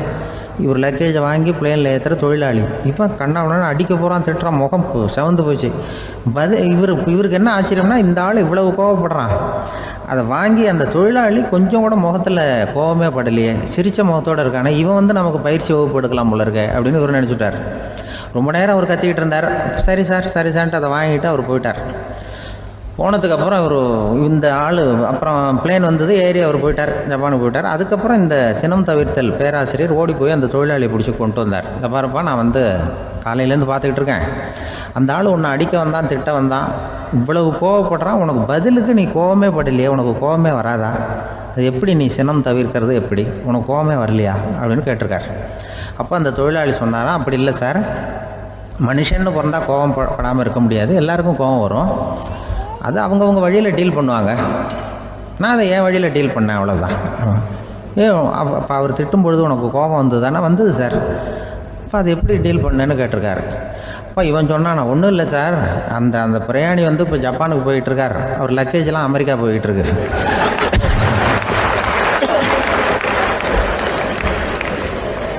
இதுக்கு நாம் எதுக்கு சார் அனாவசியமாக அவன்கிட்ட போய் சண்டை போட்டுக்கிட்டேன், அப்படி மாற்றி ஏற்றி விட்டா அவன் போய் பார்த்துக்கிறான் எங்கேயாவது. அதுதான் நான் சினம் தவிர்க்கிற வழி அப்படின்னு சொன்னாரான். உடனே இதை தான் எனக்கு தெரிஞ்சது கோபம் வராமல் இருக்கிறதுன்னு அங்கே பேசினேன் அந்த கூட்டத்தில். அதுக்கப்புறம் இன்ன வரைக்கும் அவங்க கூப்பிடுறதே இல்லை என்ன. ஏன்னா நாங்கள் வந்து முறையாக ஒருத்தன் கோவப்படாமல் இருக்கிறதுக்கு என்ன வழின்னு சொல்லி கொடுத்துட்ருக்குறோம். நீ எப்படி பண்றியப்பா அப்படின்னு சொல்லி. ஒரு ஊர்ல 2 சகோதரர்கள், அதாவது அண்ணனும் தம்பியும். அந்த 2 பேர்ல அண்ணனுக்கு கல்யாணம் ஆயிட்டுது, தம்பிக்கு கல்யாணம் ஆகல. வேணாம்னு இருந்துட்டான். அவங்க 2 பேருக்குமே சொந்தமா கொஞ்சம் நிலம் இருந்தது. அது எப்படிப்பட்ட நிலம்னா நல்ல விளையக்கூடிய நிலம். அப்பா விட்டுட்டு போன சொத்து. தனித்தனியா விவசாயம் பண்ணிட்டு இருக்கிறாங்க. அண்ணங்காரன் கல்யாணம் ஆனவன். அவன் என்ன நினைப்பான்னா, நமக்கு மனைவி மக்கள் இருக்கிறாங்க, அதனால கடைசி காலத்துல நம்மளை காப்பாத்துறதுக்கு பிள்ளைங்க இருக்கிறாங்க, அதாவது முதுமையில நமக்கு பாதுகாப்பு உண்டு. ஆனா என் தம்பிக்கு தான் யாருமே இல்ல. அவன் கல்யாணமே பண்ணிக்கல, தனி ஆள். அவனுக்கு வயசானா அவனை கவனிக்கிறதுக்கு யாருமே இல்லையே, அதனால அவன் தான் அதிகமா பணம் சேர்க்கணும், அதுக்கு நாம தான் எப்படியாவது உதவி பண்ணணும் அப்படின்னு அண்ணங்காரன் நினைப்பான். அதுக்காக என்ன செய்யலாம்னு யோசனை பண்ணுவான். ஒரு நாள் ராத்திரி ஒரு சாக்கு நிறைய நெல்லை போட்டு எடுத்து கட்டிட்டான். கட்டி தூக்கிட்டு போறான். தம்பி வீட்டுக்கு பின்பக்கம் இருந்த களஞ்சியத்துல நெல்லை கொட்டிவிட்டு பேசாம திரும்பி வந்துட்டான். அவனுக்கு தெரியாம இதை செஞ்சுட்டான். ஏன்னா தம்பி கிட்ட நேரடியா கொடுத்தா வாங்கிக்க மாட்டான். அதனால இப்படி ரகசியமா போய் அவனுக்கு தெரியாமலே அவன் வீட்டு களஞ்சியத்துல தானியத்தை கொட்டி விட்டு திரும்பி வந்துட்டான். இதே மாதிரி அடிக்கடி பண்ணிட்டு இருக்கிறான் அவனுக்கு தெரியாம. ஆனா இதே நேரத்துல தம்பிக்காரன் என்ன யோசனை பண்ணான் தெரியுமா? நாம தனி ஆளு, ஆனா அண்ணன் குடும்பம் பெருசு, அதனால எனக்கு அதிகமா எதுவும் தேவையில்லை, அண்ணனுக்கு தான் தேவை அதிகம், குடும்பத்துல உள்ளவங்களை எல்லாம் காப்பாத்தணும், அவருக்கு தான் நாம ஏதாவது உதவி பண்ணணும்னு நினைச்சான். இவனும் அதே மாதிரி யோசனை பண்ணான். நேரில் கொடுத்தா அவர் எதுவும் வாங்கிக்க மாட்டார், அதனால எப்படியாவது வேற வழியில தான் நாம அவருக்கு உதவி செய்யணும்னு யோசனை பண்ணான். அதனால இவனும் ராத்திரியோட ராத்திரியா ஒரு சாக்கு நிறைய தானியத்தை கொட்டி கட்டி எடுத்துக்கிட்டான். அண்ணனோட களஞ்சியத்துல கொட்டி விட்டு கம்முன்னு திரும்பி வந்துட்டான். இதே மாதிரி இவனும் அடிக்கடி செஞ்சுக்கிட்டு இருந்தான். அதாவது அண்ணன் நல்லா இருக்கணுமேன்னு நினைச்சு தம்பிக்காரன் கொண்டாந்து தானியத்தை கொட்டுறான், தம்பி நல்லா இருக்கணுமேன்னு நினைச்சு அண்ணங்காரன் கொண்டாந்து தானியத்தை கொட்டுறான். இது ஒருத்தருக்கு ஒருத்தர் தெரியாம தொடர்ந்து நடந்துகிட்டு இருக்குது. ஒரு நாள் என்னாச்சு தெரியுமா? நடு ராத்திரி அண்ணங்காரன் எழுந்திரிச்சான். வழக்கம் போல நெல்லு மூட்டையை தூக்கிட்டு தம்பி வீட்டுக்கு போறான். அதே நேரம் தம்பியும் எழுந்திரிச்சான். நெல்லு மூட்டையை தூக்கிட்டு அண்ணன் வீட்டுக்கு போறான். 2 தெருவும் சந்திக்கிற ஒரு இடத்துல 2 பேரும் மோதிக்கிட்டாங்க. அதுக்கப்புறம் தான் நிமிந்து பாக்குறாங்க யாருன்னு. அடடே தம்பி நீயா அண்ணா அவன், ஆமா அண்ணே நீங்களா அண்ணா இவன். ரொம்ப காலமா ரகசியமா நடந்துகிட்டு இருந்தது என்னங்கிற விஷயம் அப்பதான் அந்த இடத்துல 2 பேருக்குமே புரிஞ்சுது. இது நடந்து ரொம்ப காலம் கழிச்சு அந்த ஊர்ல கோயில் கட்டுறதுக்கு ஒரு இடம் தேடினாங்களாம். ஒரு புனிதமான இடம் தேவை, நம்ம ஊர்ல அப்படிப்பட்ட இடம் எதுன்னு எல்லாரும் யோசனை பண்ணாங்களாம். எல்லாரும் ஒரு மனதா முடிவு பண்ண இடம் எது தெரியுமா? அந்த அண்ணனும் தம்பியும் நடு ராத்திரியில சந்திச்சுக்கிட்ட அந்த இடம் தான். அதுதான் புனிதமான இடம் அப்படின்னு முடிவு பண்ணாங்க. அந்த இடத்துலதான் கோயிலையும் கட்டினாங்களாம். கடவுளை வணங்குகிறவர் வணங்காதவர் அப்படிங்கிற அடிப்படையில சமயத்தை கண்டறிவதில்லை, அன்பு செலுத்துகிறவர் செலுத்தாதவர் அப்படிங்கிற 2 வகையினரில் தான் சமயம் கண்டறியப்படுகிறது அப்படிங்கிறது பெரியவர்கள் கருத்து. இந்த காலத்துல எல்லாம் சகோதர பாசம் இப்படியா இருக்குது. ஒருத்தன் சொன்னான், எங்க வீட்டுல பங்கு பிரிச்சு போ, எனக்கு எதுவுமே வேணாம், எல்லாத்தையும் எங்க அண்ணன்கிட்டயே கொடுத்துருங்கன்னு சொல்லிவிட்டேன் அப்படின்னா ரொம்ப பெருமையா. பரவாயில்லையே, உங்க அப்பா விட்டுட்டு போனது எவ்வளவு இருக்கும்னு. அது என்ன சுமாரா ஒரு 50,000 இருக்கும்னா. என்ன சொத்தான்னு கேட்டேன். இல்லைங்க கடன் அப்படின்னா. அதனாலதான் கடன் இருக்குங்கிறதுனாலதான் அண்ணன்கிட்டயே கொடுத்துருங்க அப்படின்னு தாராளமா சொல்லிவிட்டு வந்திருக்கிறான். இப்படி இருக்குது சகோதர பாசம். ஆனா பாசம்ங்கிறது ரொம்ப உயர்வானது. அது அண்ணன் தம்பிகள் எப்படி இருக்கணும் அப்படிங்கறதுக்கு அந்த அபூர்வ சகோதரர்கள் ஒரு உதாரணம். குடும்பத்துல மற்றவர்கள்ட்ட நேசத்தோடையும் பாசத்தோடையும் பழகினாதான் வாழ்க்கை இனிமையா அமையும். சில பேர் ஆளை பார்த்தா 60 வயசு மாதிரி தோணும், உண்மையான வயசு என்னன்னு பார்த்தா 40 அல்லது 45. சில பேரை பார்க்கறதுக்கு 45 மாதிரி தெரியும், உண்மையிலேயே 65 தாண்டி இருப்பாங்க. ஒரு மனிதனுக்கு 2 வகையான வயது உண்டுங்கிறார் ஓஷோ. அதாவது உடம்புக்குன்னு ஒரு வயசு, மனசுக்குன்னு ஒரு வயசு. முதல் உலக மகாயுத்தம் நடந்தது இல்லையா, அது முடிஞ்சதுக்கு அப்புறம் முதல் தடவையா மனிதனின் மூளை வளர்ச்சியை பத்தி மனநல வைத்தியர்கள் ஒரு கணக்கெடுப்பு சோதனை நடத்தினாங்களாம். அது வரைக்கும் மனிதனுக்கு 2 வகையான வயது உண்டுன்னு யாரும் சிந்திச்சதே இல்லையா. அந்த உலக மகாயுத்தம் முடிஞ்சதுக்கு அப்புறம் மனிதனுடைய சராசரி மனதின் வயதை கணக்கிட்டு பார்க்கும் பொழுது அவங்களுக்குலாம் ரொம்ப அதிர்ச்சியா இருந்துதான். ஏன்னா அது ரொம்ப பின்தங்கிய நிலையில இருந்திருக்கு, வளர்ச்சி அடையாத நிலையில இருந்திருக்கு. அவங்க கண்டுபிடிச்ச பிரகாரம் அப்போ மனசோட சராசரி வயசு என்ன தெரியுமா? 14. அப்படின்னா பாத்துங்க, உடல் ரீதியா ஒருத்தரோட வயசு 70 கூட இருக்கலாம், ஆனா மனசோட வயசு 14 தான். இதுக்கு நேர்மாறா அமைஞ்சு போச்சுன்னு வச்சுங்க. அதாவது ஒருத்தருக்கு உண்மையிலேயே 14 வயசு, அதாவது உடலோட வயசு 14, அவரோட மனசின் வயசு 70ன்னு வச்சுக்கோங்க. இப்படி அமைஞ்சுட்டுதுன்னா அவர் சீக்கிரம் ஞானத்தன்மை அடைஞ்சிருவார் அப்படின்னு அர்த்தம். இப்போ நமக்கெல்லாம் உடம்போட வயசு மனசோட வயசு ரெண்டும் ஒன்றா இருந்துட்டா அதுவே போதும், அதுவே பெரிய விஷயம். இப்போ எமர்சன் கிட்ட போய் ஒருத்தர் கேட்டாராம், உங்கள் வயசு என்ன அப்படின்னு. அவர் உடனே பதில் சொல்லியிருக்கார், 360 வருஷம் அப்படின்னாராம். கேட்டவர் குழம்பி போயிட்டார். அவர் என்ன சொல்கிறாரு, 360 வயசா? என்ன நம்ம காதில் தான் சரியாக விழலையா? எமர்சன் எப்பவும் உண்மையை பேசுகிற ஒரு சிறந்த அறிவாளி, அவர் இப்படிலாம் பொய் சொல்ல மாட்டாரே அப்படின்னு ஒரு யோசனை பண்ணிக்கிட்டே இவர் மறுபடியும் அவர் கிட்ட போனாராம். ஐயா, நீங்கள் சொன்னது சரியாக என் காதில் விழலை, அதனால் மறுபடியும் கேட்குறேன், உங்கள் வயசு என்ன அப்படின்னாராம். எமர்சன் மறுபடியும் சொல்லியிருக்கிறார், 360 வருஷம்னு. வந்தவருக்கு உண்மையிலேயே அதிர்ச்சியாக போட்டுது. அதுக்கப்புறம் மெதுவாக ஆரம்பித்தாராம், ஐயா, நீங்கள் சொல்கிறத என்னால் ஏற்றுக்க முடியாது. எப்படி பார்த்தாலும் இப்போ உங்களுக்கு வயசு ஒரு 60க்கு மேலே இருக்காதுன்னு நினைக்கிறேன் அப்படின்னாராம். நீங்கள் சொல்கிறது சரிதான், அது என் உடம்போட வயசுன்னாராம் எமர்சன்.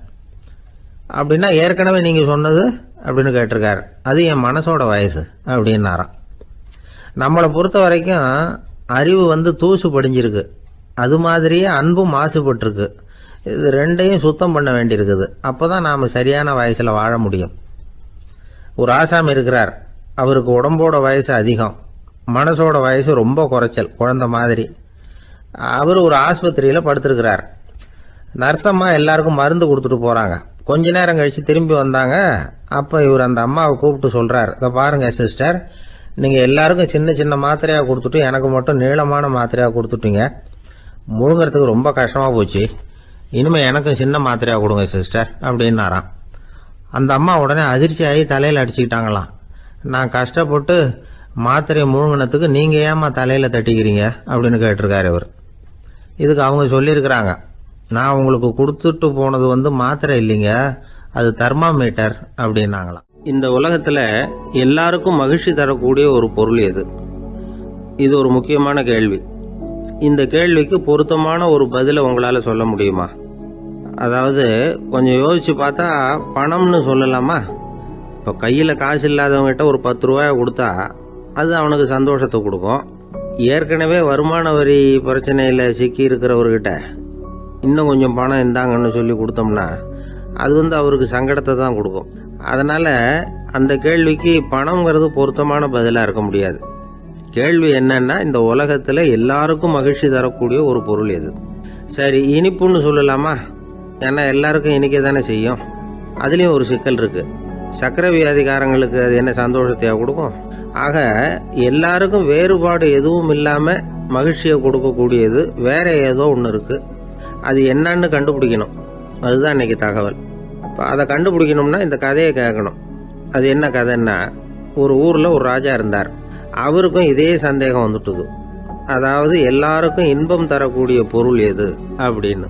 இதுக்கு பதில் தெரிஞ்சுக்கிறதுக்கு ஆசைப்பட்டார். சரி, அதுக்கு என்ன செய்யலாம்னு யோசனை பண்ணார். நாட்டு மக்களுக்கு பகிரங்கமாக ஒரு அறிவிப்பு கொடுத்தார். நம்ம நாட்டு மக்கள் இன்பம் தரக்கூடிய பொருள் எதுன்னு நினைக்கிறாங்களோ அதை கொண்டுகிட்டு அரண்மனையில் உள்ள கண்காட்சி மண்டபத்தில் வைக்கலாம். அப்படி அவங்க வைக்கிற பொருள்களில் எது எல்லாருக்கும் இன்பம் தரக்கூடியதாக இருக்குமோ அதை வச்சவருக்கு 1000 பொற்காசுகள் பரிசு அப்படின்னு அறிவிப்பு கொடுத்துட்டார். ஜனங்கள் இந்த அறிவிப்பை கேட்டாங்க. அதுக்கப்புறம் சும்மா இருப்பாங்களா? 1000 பொற்காசுன்னா சும்மாவா? அவங்க கையில் என்னென்ன கிடைச்சதோ அதையெல்லாம் கொண்டாந்து அரண்மனை காட்சி மண்டபத்தில் வச்சுட்டாங்க. அதுக்கப்புறமா ராஜா அங்கே வந்தார். ஒவ்வொன்றா பார்த்துக்கிட்டே வந்தார். முதல்ல ஒரு குயில் இருந்தது, இனிமையாக பாடக்கூடிய குயில். இந்த குயிலோட இன்னிசை எல்லாருக்கும் இன்பம் தரக்கூடியது தான். இருந்தாலும் காது கேட்காதவங்களுக்கு இந்த இசை எப்படி இன்பம் தர முடியும்? அதனால் இது சரியில்லைன்னு விட்டார். அடுத்தபடியாக போனார். அங்கே என்ன வச்சுருக்குறாங்கன்னு பார்த்தா ஒரு அழகான மயில் அங்கே தோகை விரித்து ஆடிக்கிட்டு இருக்குது. இந்த மயிலோட ஆட்டம் மனசுக்கு இன்பம் தரக்கூடியது தான். இருந்தாலும் பார்வை இல்லாதவங்க இந்த ஆட்டத்தை பார்த்து ரசிக்க முடியுமா? முடியாது. அதனால் இதுவும் சரியில்லை அப்படின்னு சொல்லிவிட்டார். அதுக்கு அடுத்தபடியாக போனார். பல வகையான இனிப்பு பண்டங்களை வச்சுருந்தாங்க. பார்த்தார், வயசானவங்களுக்கும் நோயாளிகளுக்கும் இது இன்பம் தராது, துன்பம் தான் கொடுக்கும் அப்படின்னார். இப்படி ஒவ்வொன்றா பார்த்துக்கிட்டே போகிறார். அழகான மலர்கள், கனிகள், ஓவியங்கள் எதுவுமே பொருத்தமாக தெரியல. சகல பேருக்கும் இன்பம் தரக்கூடிய வகையில் எதுவும் இல்லை. கடைசியாக வந்தார். அங்கே ஒரு களிமண் பொம்மை இருந்தது. அது என்ன பொம்மை தெரியுமா? பசியால் வாடி இருக்கிற ஒருத்தருக்கு ஒரு அம்மா இனிமையாக பேசிக்கிட்டு சோறு போடுறது மாதிரி அந்த பொம்மையை செஞ்சுருந்தாங்க. அதுக்கு கீழே அன்பு அப்படின்னு எழுதியிருந்துதான். ராஜா பளிச்சுன்னு ஒரு முடிவுக்கு வந்தார். அந்த பொம்மையை செஞ்ச சிற்பியை வரவழைச்சார், பரிசு கொடுத்தார். அன்பு ஒன்று தான் எல்லாருக்கும் இன்பம் அளிக்கக்கூடிய பொருள். காது கேட்காதவங்களும் அதை கேட்க முடியும், பார்வை இல்லாதவங்களும் அதை பார்க்க முடியும், குழந்தைகளும் அதை உணர முடியும் அப்படின்னு அதுக்கு விளக்கம் கொடுத்தார் அந்த மன்னர். இந்த உலகத்தில் எல்லாருக்கும் மகிழ்ச்சி தரக்கூடிய ஒரு பொருள் அன்பு தான். அதை புரிஞ்சுக்கிட்டு தான் சில கணவன்மார்கள் மனைவி பேரில் ரொம்ப அன்பை காட்டிக்கிறது வழக்கம். ஒரு வீட்டு வாசப்படி பக்கமாக மழைக்கு வந்து ஒதுங்கினார் ஒருத்தர். மழை தூரிக்கிட்டு இருந்தது, இருட்டு நேரம். அந்த வீட்டில் இருந்தவர், இன்னைக்கு ராத்திரி வேணும்னா இங்கேயே தங்கிட்டு காலையில் போங்க அப்படின்னார். உடனே இவர் சொன்னார், ரொம்ப நன்றிங்க, ஒரு 10 நிமிஷத்தில் இதை வந்துடுறேன் அப்படின்னு சொல்லிவிட்டு எங்கேயோ ஓடினார். 10 நிமிஷம் கழித்து திரும்பி வந்தார். ஆமாம், எங்கே போயிட்டு வந்தீங்கன்னு கேட்டார் வீட்டில் இருந்தவர். நேராக எங்கள் வீட்டுக்கு போய் மனைவி கிட்ட இன்னைக்கு ராத்திரி இங்கேயே தங்கிக்கிறேன்னு சொல்லிவிட்டு வந்துட்டேன் அப்படின்னார் அவர். அன்புல இது ஒரு ரகம். உனக்காக நான் என்ன வேணும்னாலும் செய்யறதுக்கு தயாரா இருக்கிறேன் அப்படின்னாரு ஒருத்தர். சரி, வேற ஒன்றும் வேணாம், ஒரு 10 ரூபா பணம் இருந்தா கைமாத்தா கொடு, நாளைக்கு தந்துடுறேன் அப்படின்னாரு இன்னொருத்தர். அவ்வளவுதான், நான் அவசரமா ஒரு ஆளை பார்க்க வேண்டியிருக்கு, அப்புறமா வந்து உன்னை பாக்குறேன் அப்படின்னு சொல்லிவிட்டு அந்த ஆள் நழுவி போயிட்டார். இதுதான் இன்னைக்கு உலக நிலவரம். ஆனா ஒருத்தர் மேல உண்மையாவே அன்பு செலுத்துறது அப்படிங்கிறது ரொம்ப பெரிய விஷயம். பக்தி செலுத்துறதுங்கிறது அதை விட பெரிய விஷயம். பக்தினா ஏதோ கோயிலுக்கு போய் சாமி கும்பிட்டு வர்றது இல்ல. பக்தியோட எல்லை எதுன்னு தெரிஞ்சுக்கிறதுக்கு உங்களுக்கு ஆசையா இருக்குதா அப்படின்னா ஒரு கதை உண்டு, அதுக்கு அதை கேளுங்க. அதாவது மயூர சர்மன் அப்படின்னு ஒருத்தர் இருந்தான். கிருஷ்ணர் மேல அவன் ரொம்ப பக்தியா இருந்தான். ஒரு நாள் கிருஷ்ணர் வந்து அவனை பார்த்துட்டு போகலாம்னு நினைச்சு வந்தாரு. கிருஷ்ணரை பார்த்த உடனே அவனுக்கு ரொம்ப மகிழ்ச்சி இருக்காது அப்படின்னு. ஏன்னா வழக்கமா பக்தர்கள் தானே பகவான் கிட்ட ஏதாவது கேட்கறது வழக்கம். இங்க வந்து பகவான் வந்து பக்தனை பார்த்து கேட்க ஆரம்பிச்சுட்டாரு. இத பாருப்பா, உங்ககிட்ட நான் ஒண்ணு கேட்பேன், கொடுப்பியா அப்படின்னார். பக்தன் மாட்டேன் நான் சொல்லுவான், நீங்க என்ன கேட்டாலும் அதை கொடுக்கறதுக்கு நான் சித்தமா இருக்கிறேன் அப்படின்னா மயூர சர்மன். உன்னோட மகன் ஒருத்தன் இருக்கானே 5 வயசுல, அவன் தான் எனக்கு வேணும்னாரு. இவன் கொஞ்சம் கூட தயங்கல, சரி தந்தேன் அப்படின்னு சொல்லிவிட்டான். கிருஷ்ணர் பார்த்தார், அவன் உடம்பு பூராவும் எனக்கு தேவையில்லை, அவன் உடம்போட வலது பாகம் மட்டும் எனக்கு போதும்னாரு. அதுக்கும் சரி அப்படியே கொடுக்குறேன். இவன் அந்த சின்ன பையனை நிக்க வச்சு அவன் தலையில இருந்து ஒரு ரம்பத்தால அறுக்கணும், அப்பதானே அது 2 பாகமா ஆக்க முடியும் அப்படின்னாரு. சரி அப்படியே செய்யறேங்கிறான் அவன். அந்த ரம்பத்தை நீ ஒரு பக்கம் பிடிச்சுக்கணும், உன்னோட மனைவி ஒரு பக்கம் பிடிச்சுக்கணும், நீங்க 2 பேரும் அப்படி பிடிச்சுக்கிட்டு அதை அறுத்து அவனை 2 துண்டாக்கணும் அப்படிங்கிறாரு. அதுக்கும் சரிங்கிறான். அப்படி செய்யறப்போ நீயும் அழப்படாது, உன்னுடைய மனைவியும் அழப்படாது அப்படின்னு அடுத்த கண்டிஷன். அதுக்கும் சரிங்கிறான். அடுத்த அப்படி ஒரு கண்டிஷன் போடுறாரு, அதாவது உன்னுடைய மகனும் அழப்படாது அப்படிங்கிறாரு. அதுக்கும் சரின்னு ஒத்துக்கிட்டான். இவ்வளவு நிபந்தனைகள் பேர்ல தான் உன் மகனோட வலது பாகத்தை நான் ஏத்துக்குவேன், இல்லைன்னா ஏத்துக்க மாட்டேன் அப்படின்னு சொல்லிவிட்டாரு அவர். உங்களோட அத்தனை நிபந்தனைகளுக்கும் கட்டுப்பட்டு நாங்க நடக்கிறோம் அப்படின்னு சொல்லிவிட்டான் மயூர சர்மன். உடனே மகனை கூப்பிட்டான். அவன் வந்து நின்னான், அவனை குளிப்பாட்டினான், புது ஆடைகள் போட்டு விட்டான். அதுக்கப்புறம் ஒரு ரம்பத்தை எடுத்து அறுக்க ஆரம்பிச்சான். ஒரு பக்கம் அவன், இன்னொரு பக்கம் அவனுடைய மனைவி, நடுவுல அந்த பையன். அவங்க 2 பேர் கண்ணிலேயும் கண்ணீர் கொஞ்சம் கூட வரவே இல்லை. ஆனா அந்த சின்ன பையனோட இடது கண்ணில இருந்து மட்டும் கண்ணீர் வழிய ஆரம்பிச்சுட்டுது. இத கிருஷ்ணர் பார்த்துட்டார். என்னோட நிபந்தனைப்படி நீங்க நடந்துக்கல, அதனால உங்க பையனோட வலது பாகம் எனக்கு வேணாம்னு விட்டார். நாங்க 2 பேரும் அழலையே அப்படின்னா மயூர சர்மன். நீங்க அழல சரி, ஆனா உங்க பையனோட இடது கண்ணு மட்டும் அழுதுது அப்படின்னார். உடனே அந்த சின்ன பையன் என்ன சொன்னான் தெரியுமா? ஐயா, என் உடம்போட வலது பாகத்தை மட்டும் தானே பகவான் வந்து கேட்டாரு, வலது பாகம் பண்ணின புண்ணியத்தை இடது பாகம் பண்ணலையே அப்படின்னு நினைச்சுதான் இடது கண் அழுதுகிட்டு இருக்குது அப்படின்னா. உடனே கிருஷ்ணர் கண்ணுல தண்ணி வர ஆரம்பிச்சுட்டுதான். அந்த பையனை கட்டி பிடிச்சுக்கிட்டார். அவன் பழைய மாதிரி முழுசா ஆயிட்டான். இதுதான் பக்தியின் எல்லை அப்படின்னு விளக்கம் கொடுத்தார் ஒரு ஆன்மீக பேச்சாளர். பக்தியோட எல்லையை புரிஞ்சுக்கிறதுக்காக இந்த கதை. நீங்க உடனே பகவான் வந்து இப்படி எல்லாம் வந்து நின்றுட்டு பையனை வெட்டி விடு அப்படின்னு எல்லாம் கேட்பாரா அப்படின்னு எல்லாம் கற்பனை பண்ணக்கூடாது. ஆன்மீக விஷயங்களை வந்து ஆன்மீக நோக்கத்துல புரிஞ்சுக்கணும், அதுதான் முக்கியம். பக்தியோட எல்லைக்கே நம்மால போக முடியலன்னாலும் ஒரு ஓரத்துக்காவது போய் சேர முடியுதா அப்படின்னு முயற்சி பண்ணி பார்க்கலாம். அதுக்காக தான் இவ்வளவு. இப்போ நம்ம ஆளுங்களோட பக்தி எந்த அளவுக்கு இருக்குங்கிறத புரிஞ்சுக்கிறதுக்கு வேணும்னா ஒரு உதாரணம் சொல்லலாம். ஒருத்தர் கடவுள்கிட்ட வேண்டிக்கிட்டாராம், நான் செய்யற வியாபாரத்துல இன்னைக்கு 1000 ரூபாய் லாபம் கிடைச்சதுன்னா அதில் 500 ரூபாய உன் கோயிலுக்கு வந்து உண்டியல்ல போட்டு விடுறேன் அப்படின்னு வேண்டிக்கிட்டார். சொல்லிவிட்டு வியாபாரம் பண்ணார். 1000 ரூபா கிடைக்கல, 500 ரூபா தான் லாபம் கிடைச்சிது. அவர் அதுக்கப்புறம் அந்த கோயிலுக்கு போகல.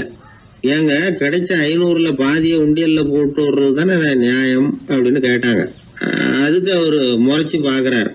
அப்புறம் சொல்றார், விவரம் தெரியாம பேசாதீங்க, கடவுள் ஏற்கனவே அவர் பங்கு 500 ரூபாயை எடுத்துக்கிட்டு மீதி 500 ரூபாயை தான் எனக்கு கிடைக்கிறது மாதிரி பண்ணியிருக்கிறார். அதனால இது எனக்கு சேர வேண்டிய பங்கு அப்படின்னு சொல்லிவிட்டார். இவரோட பக்தியின் எல்லை எந்த அளவில் இருக்குது பாத்தீங்களா?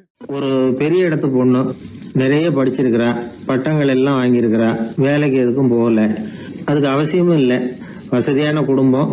அந்த பொண்ணுக்கு பொழுதுபோக்கு என்ன தெரியுமா? பத்திரிகை படிக்கிறது, தொலைக்காட்சி பார்க்கறது, வானொலி கேட்கறது, இதுதான் பொழுதுபோக்கு. முக்கியமாக அதில் வர்ற விளம்பரங்களை கவனிக்கிறது. சந்தைக்கு ஏதாவது புதுசாக பொருள் வந்திருந்தா உடனே காரை எடுத்துகிட்டு போக வேண்டியது, அதை வாங்கிட்டு வந்துட வேண்டியது. ஒரு நாள் அது மாதிரி ஒரு விளம்பரம் கண்ணில் பட்டது. புதுமையான சமையல் செய்யக்கூடிய சாதனம் ஒன்று வந்திருக்கிறதாக செய்தி. உடனே அதை வாங்கணும்னு ஆசை. வழக்கம் போல் அன்னைக்கு சாயந்தரமே காரை எடுத்துகிட்டு புறப்பட்டா. பார்த்தா விலை அதிகம்தான், இருந்தாலும் அதை பற்றியெல்லாம் கவலைப்படல. அதிக விலை கொடுத்து அந்த சமையல் இயந்திரத்தை வாங்கிட்டு வந்துட்டா. ஒரு பெரிய அழகான அட்டைப்பெட்டிக்குள்ளே அது இருந்தது. துண்டு துண்டு பாகங்களாக அதுக்குள்ளே அடுக்கி வைக்கப்பட்டிருந்தது. அதை ஒன்றோட ஒன்று சேர்த்து முழு இயந்திரமாக ஆக்கிய வேண்டியது நம்ம வேலை. அதெல்லாம் எப்படி ஒன்று சேர்க்கறது? அதுக்காக ஒரு கையேடு அது உள்ளே வச்சிருக்கிறாங்க. அந்த பொண்ணு வீட்டுக்கு வந்தா அட்டைப்பூட்டியை பிரிச்சா, ஒவ்வொரு துண்டு பாகத்தை எடுத்து வெளியில வச்சா, பக்கத்தில் அந்த விவர புத்தகத்தை வச்சுக்கிட்டா. அது பிரகாரம் அந்த பாகங்களை இணைச்சு பார்த்தா சரியா வரல. மறுபடியும் எல்லாத்தையும் பிரிச்சு பரப்பி வச்சுட்டு ஆரம்பத்துல இருந்து வர்றா. அப்பவும் சரியா வரல. சரி, நேரம் அந்த கடைக்கு போய் அங்கிருந்து ஒரு ஆளை அழைச்சிட்டு வந்துருவோம் அப்படின்னு சொல்லி காரை எடுத்துட்டு அவ புறப்பட்டா. கடையில இருந்து ஒரு ஆளை கையோட அழைச்சிட்டு வந்தா. 2 பேரும் வந்து சேர்ந்தாங்க. அங்க அவங்களுக்காக ஒரு ஆச்சரியம் காத்துக்கிட்டு இருக்கு வீட்டுல. என்ன ஆச்சுன்னா, அந்த சமையல் இயந்திரம் அழகா கோக்கப்பட்டு அங்க இருக்குது. அது மட்டும் இல்ல, அதுல சமையல் வேலையும் நடந்துகிட்டு இருக்குது. யார் அதை பண்ணது? அவளுக்கு ஆச்சரியம். சமையல் வேலை செய்கிற பணிப்பெண் அங்க வந்தா. வேலை செய்யறவோ, நான் தான் அதை செஞ்சேன்னா.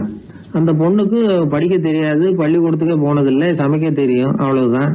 படிப்பறிவு இல்லாத காரணத்தினால அந்த குறிப்பு புத்தகத்தையும் அவளால படிச்சிருக்க முடியாது. எப்படி இதை பொறுத்தனே அப்படின்னு ரொம்ப ஆச்சரியமா கேட்டாவோ. அந்த விவரம் தெரியாத பொண்ணு, பணி பொண்ணு சொல்றா, படிப்பறிவு இல்லாத போது மூளையை பயன்படுத்த வேண்டிய கட்டாயம் ஏற்படுது, வேற ஒண்ணும் இல்லை அப்படின்னாலாம்.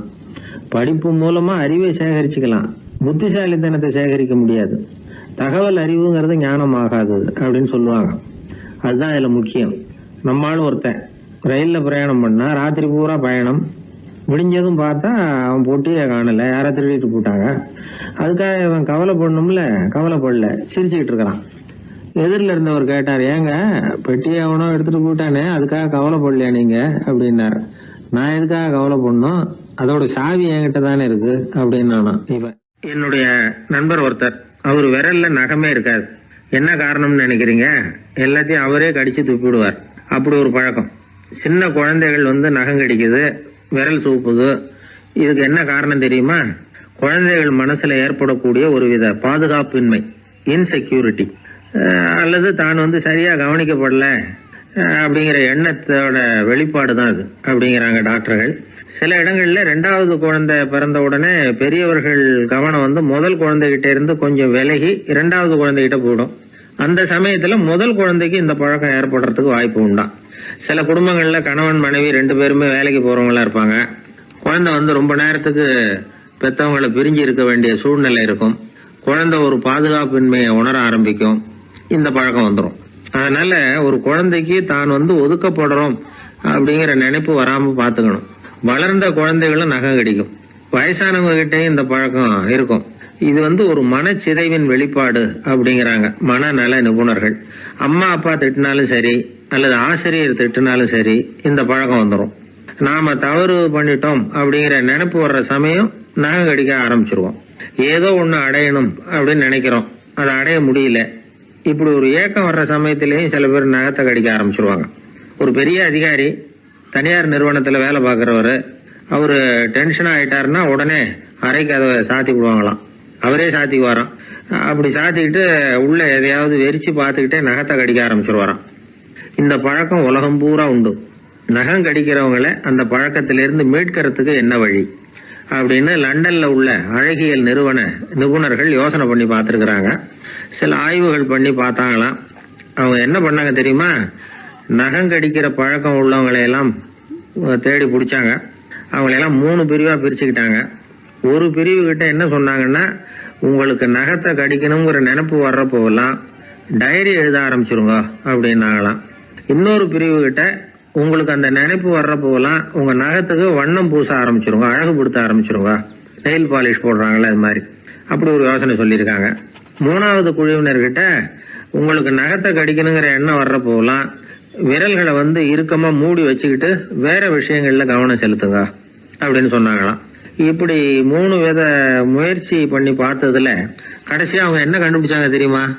3வது குழு செஞ்சதுல நல்ல பலன் கிடைச்சதாம். அதாவது நகம் தெரியாதபடிக்கு விரலை இறுக மூடிக்கிட்டு வச்சுக்கிட்டோம்னா அந்த பழக்கம் மாறுதான். அப்படி இருந்தவங்க கிட்ட இந்த நகம் கடிக்கிற பழக்கம் மெதுவா குறைஞ்சு போச்சான். அதனால நகம் கடிக்கிற பழக்கம் உள்ளவங்க இதை முயற்சி பண்ணி பார்க்கலாம். ஒரு ஆள் இருந்தார், அவருக்கு எப்ப பார்த்தாலும் நகத்தை கடிச்சுக்கிட்டே இருக்கணும், அப்படி ஒரு பழக்கம். அதனால அவர் விரல்ல எப்பவும் நகம் இருக்கிறது இல்லை, விரல் இருக்கிறதே பெரிய ஆச்சரியம்.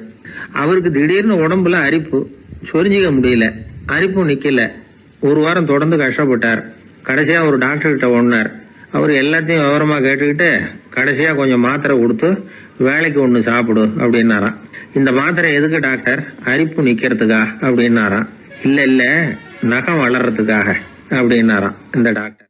இயேசுநாதர்கிட்ட ஒருத்தர் கேட்டாராம், இயேசுவே என்னை எவ்வளவு நேசிக்கிறீர்கள் அப்படின்னு. அவர் தன்னுடைய 2 கைகளையும் அகல விரித்து இவ்வளவு என்று சொல்லி சிலுவையில் உயிர் நீத்தார் அப்படின்னு சொல்லுவாங்க. அதாவது அந்த நேசிப்புக்கு எல்லை கிடையாது, அதே போல மன்னிப்புக்கும் எல்லை கிடையாது. இது இயேசுநாதர் சொல்லி கொடுத்த ஒரு பாடம்.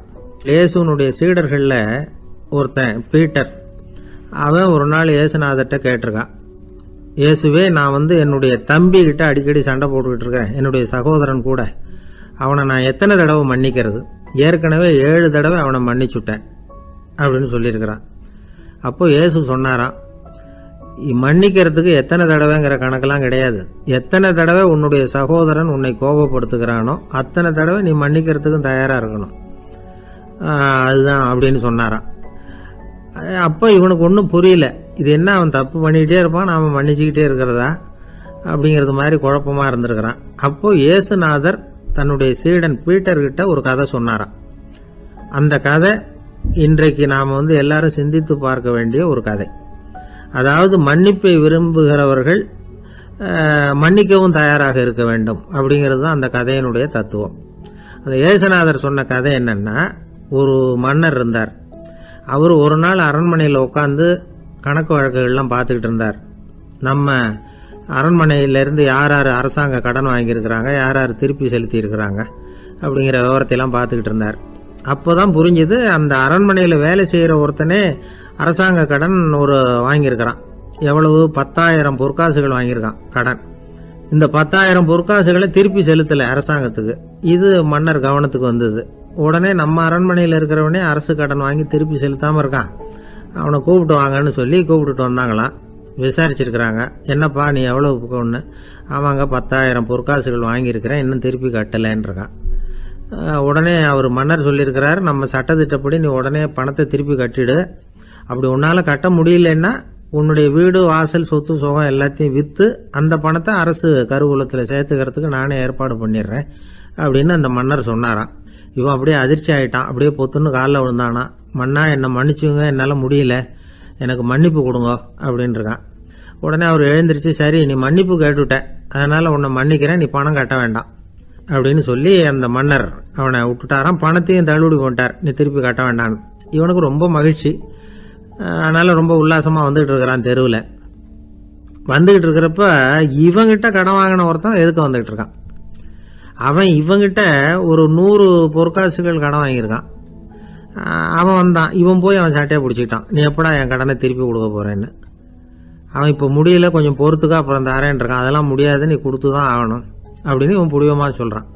இப்போ நிலைமையை பாருங்கள், இவன் ஏற்கனவே 10,000 பொற்காசுகள் அரசாங்கத்தில் கடன் வாங்கினா அதுக்கு மன்னிச்சு விட்டுட்டார் இவனை. ஆனால் இவன் இன்னொருத்தனை மன்னிக்கிறதுக்கு தயாராக இல்லை. இவங்கிட்ட கடன் வாங்கின இன்னொருத்தன் 10 பொற்காசுகள் அவனை மன்னிக்க தயாராக இல்லை. அவனை கொண்டு போய் நீதிமன்றத்தில் கொண்டு போய் நிறுத்தி தண்டனை வாங்கி கொடுத்துட்டான். நீதிபதி என்ன சொன்னார், அந்த இவன் வாங்கின பொற்காசுகளை திருப்பி கட்டுற வரைக்கும் ஜெயிலில் இருக்கணுங்கிறது தீர்ப்பு.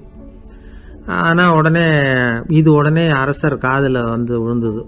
சொல்லிட்டாங்க, உங்ககிட்ட மன்னிப்பு வாங்கிட்டு போனானே ஒருத்தன், அவன் இன்னொருத்தனை மன்னிக்கிறதுக்கு தயாராக இல்லை, அவனை கொண்டு போய் ஜெயிலில் அடைச்சிட்டான் அப்படின்னு. உடனே மன்னர் பார்த்தார், இவனை மறுபடியும் கூப்பிட்டு வர சொன்னார்.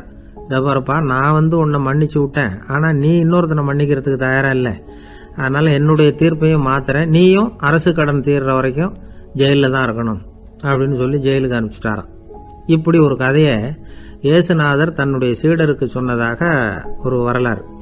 அது என்ன, அதுலேருந்து நாம் புரிந்து கொள்ள வேண்டியதுன்னா, நாம் மன்னிக்கப்படணும்னு நாம் விரும்புகிறோம்னா நாம் இன்னொருத்தரை மன்னிக்கிறதுக்கு தயாராக இருக்கணும். அதனால் நாம் இன்னொருத்தரை யாரையும் மன்னிக்க மாட்டோம், ஆனால் என்ன இன்னொருத்தரை மன்னிக்கணும் அப்படிங்கிறது மாதிரி செய்யக்கூடாதுன்னு சொல்லுவாங்க. அது மாதிரி நாம் இப்போ இது தப்பாக புரிஞ்சுக்கிறவங்களும் இருக்கிறாங்க. பாவம் மன்னிப்புங்கிறதெல்லாம் எதுக்குன்னா, அதாவது மறுபடியும் பாவம் செய்யாமல் இருக்கிறதுக்காக தான். அதான் மன்னிக்கிறாரே அப்படிங்கிறதுக்காக மறுபடியும் பாவம் பண்ணிகிட்டு இருக்கிறது இல்லை. அதான் ஒருத்தர் கேட்டாராம், பாவத்திலேருந்து மன்னிப்பு கிடைக்கணும்னா நீ என்ன செய்யணும் அப்படின்னு கேட்டிருக்கார். அதுக்கு அவன் சொல்லியிருக்கிறான், நான் முதல்ல பாவம் செய்யணும், அப்போ தானே மன்னிப்பு கிடைக்கும் அப்படின்னு நானாம். இப்படிப்பட்டவர்கள் தான் இன்றைக்கி உலகத்தில் அதிகமாக இருக்கிறாங்க. அதனால் இந்த மன்னிப்பின் மகத்துவங்கிறது இயேசுநாதர்கிட்டேருந்து தான் நாம் புரிஞ்சுக்கணும். அந்த இயேசு சொன்ன அந்த மன்னிக்கிற மனோபாவம் இருந்தால் இன்றைக்கி உலகம் பூராவும் அமைதி பூங்காவாக இருக்கும். அதில் ஒன்றும் ஆச்சரியமே இல்லை, அதில் ஒன்றும் சந்தேகமும் இல்லை. அதனால் மன்னிக்கிற மனோபாவத்தை நாம் எல்லாரும் நமக்குள்ளே வளர்த்து கொள்ள வேண்டும் அப்படிங்கிறது தான் நாம் இன்றைக்கு எல்லோரும் சிந்தித்து பார்க்க வேண்டிய ஒரு செய்தி. வயிறு பசிக்குதேங்கிறது சிலரோட கவலை, வயிறு பசிக்க மாட்டேங்குதே அப்படிங்கிறது சில பேரோட கவலை. 2 விதமான கவலைக்கும் வயிறு தான் காரணமாக இருக்குது. வயிறு பசிச்சதுன்னா அது இயற்கை, வயிறு பசிக்கலைன்னா அது வியாதி. ஆனால் பசியையும் நாம் பசிப்பிணி அப்படின்னு தான் சொல்லுவோம். என்ன காரணம்? வியாதியை போக்க வேண்டியது எவ்வளவு முக்கியமோ அதை விட முக்கியம் பசியை போக்க வேண்டியது. ஒரு சமுதாயத்தில் பசிப்பிணியே இருக்கக்கூடாது, அதுதான் நல்ல சமுதாயம். பசியை போக்கணும்னா சாப்பாடு போடணும், பசியின்மையை போக்கணும்னா வைத்தியம்தான் பண்ணணும். இது சம்பந்தமாக எவ்வளவோ ஆராய்ச்சிகள் நடக்குது, நிறைய மருந்து கண்டுபிடிச்சிருக்கிறாங்க. நம்ம உடம்புல பசியை தூண்டக்கூடிய பகுதி எது, இதை முதல்ல தெரிஞ்சுக்கணும் இல்லையா? நாம் சாப்பிட்ற ஆகாரம் செரிக்கிறதுக்கு எது காரணம் தெரியுமா? நம்ம மூளையோட பின்பகுதி தான் அதுக்கு காரணமாக இருக்குதாம். மூளையின் பின்பகுதியில் நரம்பு செல்களால் ஆன 2 வகையான ஆரக்சின்கள் தான் பசியை உண்டாக்குது அப்படின்னு கண்டுபிடிச்சிருக்கிறாங்க. 2 ஆய்வாளர்கள் இதை கண்டுபிடிச்சிருக்காங்க. அவங்க 2 பேரும் டெக்சாஸ் பல்கலைக்கழகத்தில் ஹார்வர்டு ஹக்ஸ் மருத்துவ கல்வி நிலையத்தில் பணிபுரிகிறவங்களாம். உண்பது தேவைங்கிறது உணரப்படும் போது மூளையின் அந்த குறிப்பிட்ட பகுதி ஆரக்சின் அப்படிங்கிற ஹார்மோன்களை சுரக்கும். அது பசி உணர்வை தூண்டும் அப்படிங்கிறது தான் அந்த ஆய்வாளர்களின் கண்டுபிடிப்பு. இந்த ஆரக்சின் வேறு சில உயிரினங்கள்லேயும் உண்டு. இப்போ எலிகளில் கூட இது இருக்குது. அதனால் எலிகளை வச்சு இது சம்பந்தமாக ஆராய்ச்சி பண்ணாங்க. எலிகள் உடம்பில் ஆரக்சினை செலுத்தி பார்த்தாங்க. உடனே என்னாச்சு தெரியுமா? அந்த எலியெல்லாம் பசியால் துடிக்க ஆரம்பிச்சுட்டுது. எதையாவது தின்னு பசியை தீர்த்தா போதுங்கிற அளவுக்கு அந்த எலிகள்லாம் அல்லாட ஆரம்பிச்சுட்டுது. இயல்பாக சாதாரணமாக அந்த எலிகள் எவ்வளவு சாப்பிடுமோ அது மாதிரி 8 முதல் 10 மடங்கு அதிகமான ஆகாரத்தை 1 மணி நேரத்துக்குள்ளே சாப்பிட்டு தீர்த்துட்டு தான். சில எலிகளின் மூளையில் இந்த ஆரக்சின் அளவை கட்டுப்படுத்தி பார்த்துருக்குறாங்க. உடனே என்னாச்சு தெரியுமா? அதெல்லாம் சாப்பாட்டை கண்டால் முகத்தை திருப்பிட்டு போக ஆரம்பிச்சுட்டு தான். அந்த எலிகளுக்கு பசி எடுக்கலையாம். இந்த ஆராய்ச்சியின் அடிப்படையில் பசியை எடுக்காமல் இருக்கிற மனிதர்களுக்கும் பசியை தூண்ட முடியும் அப்படின்னு சொல்லி ஆராய்ச்சியாளர்கள் தெரிவிச்சிருக்கிறாங்க. ஆக ஆரக்சின் தான் பசிக்கு காரணம்ங்கிறது தெரிஞ்சு போச்சு. சரி, இந்த ஆரக்சின் அப்படின்னா என்ன? அது ஒரு கிரேக்க சொல். அதுக்கு பசின்னு அர்த்தம். நம்ம ஆளுங்களுக்கெல்லாம் பசியை தூண்டுறதுக்கு மருந்து தேவையில்லை, பசியை குறைக்கிறதுக்கு தான் மருந்து தேவை. ஒரு அம்மா டாக்டரை தேடி வந்தாங்களாம்.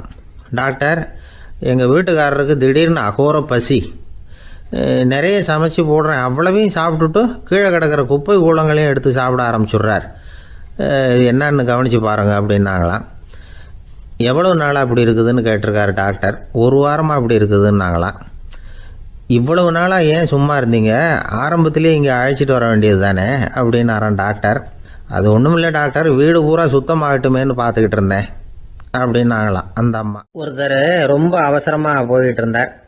எங்கே சார் போகிறீங்கன்னு கேட்டோம்.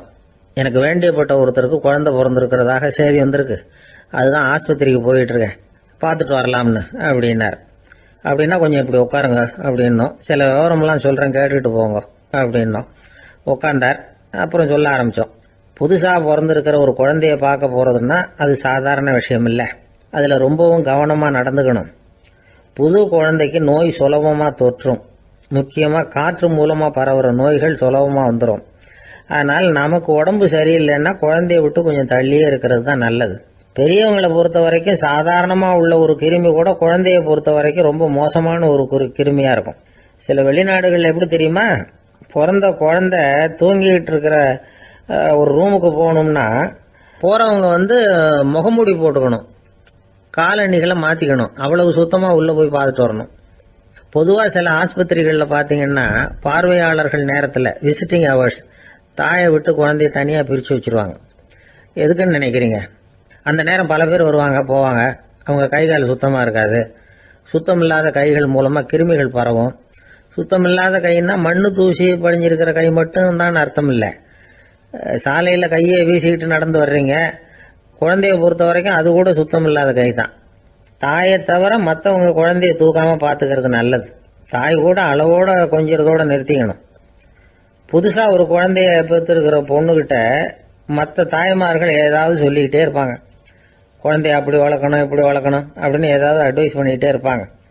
இப்படி ஓவராக அறிவுரை பண்ணுறது அந்த பொண்ணை குழப்பி விட்டுரும். அதனால் அப்படிலாம் பண்ணக்கூடாது.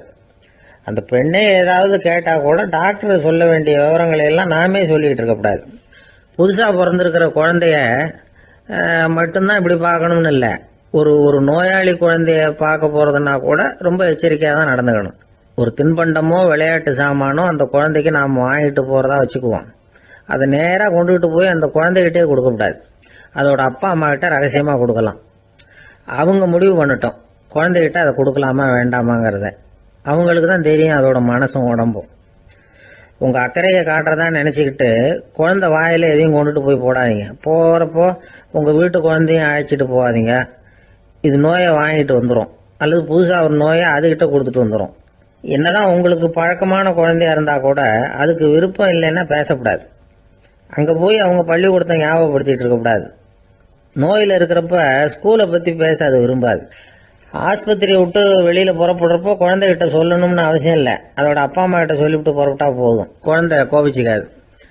சமூக சம்பிரதாயத்தை பற்றி அது கவலைப்படுறதில்லை. இப்படி எல்லா விவரமும் நம்ம எதிரில்